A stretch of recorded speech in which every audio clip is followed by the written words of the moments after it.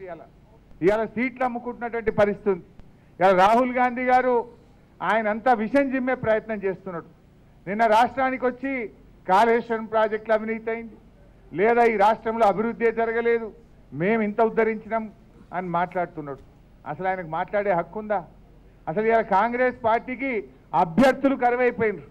40-45 సీట్లలో కాంగ్రెస్ పార్టీకి పోటీ చేయడానికి అభ్యర్థులు లేక నువ్వు వెతుక్కుంటున్నావు, పక్క పార్టీల దిక్కు చూస్తున్నావు. అసలు నీ పిసిసి అధ్యక్షుడు ఎవడు? నీ తల్లిని ఏమన్నాడు? బలిదేవత సోనియమ్మ అన్నాడు. నీ తల్లిని బండ బూతులు తిట్టిండు. అంటే నీ భావదారిద్ర్యం ఏంటంటే నీ తల్లిని నోటికొచ్చినట్టు తిట్టినోళ్ళని పిసిసి అధ్యక్షుడు పెట్టుకొని రాజకీయాలు చేసే భావదారిద్ర్యం నీ కాంగ్రెస్ పార్టీది, నీది. నువ్వు ఇవాళ వచ్చి నీతులు చెప్తే అది కరెక్ట్ కాదు. ఆయన మాట్లాడతాడు కుటుంబ పాలన. అసలు నువ్వేవాళ్ళు? గొంగల్లో కూర్చొని ఎవడో వెనకటికి ఎవడో ఎంటికలు వేరిండట. ఇవాళ రాహుల్ గాంధీ పరిస్థితి కూడా గట్ల ఉన్నది. ఆయన ఇవాళ ఏదో పెద్ద గాలి వీస్తుంది, కాంగ్రెస్ పార్టీ గాలి వీస్తుంది. ఏడ గాలి వీస్తుంది? నీకు అభ్యర్థుల దిక్కులేరు.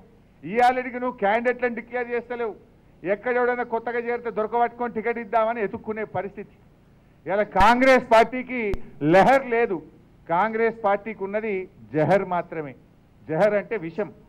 విషయం లేక ఇలా మన రేవంత్ రెడ్డి కానీ రాహుల్ గాంధీ కానీ విషం జిమ్మే ప్రయత్నం చేస్తూ ఉన్నారు. ఇలా తెలంగాణ మీద అన్ని అబద్ధాలను గోబల్స్ను ప్రచారం చేసి ఇలా రాహుల్ గాంధీ గారు రాంగ్ గాంధీ అని మార్చుకోవాలని పేరు. అన్ని జూటా ప్రచారం చేస్తూ అబద్ధాలు చెప్తూ తెలంగాణ ప్రజల్ని మోసం చేయాలని చూస్తూ ఉన్నారు. మేము ఛత్తీస్గఢ్లో వడ్లు కొన్నాము అంటుండు. ఏం కొన్నావు నాయన?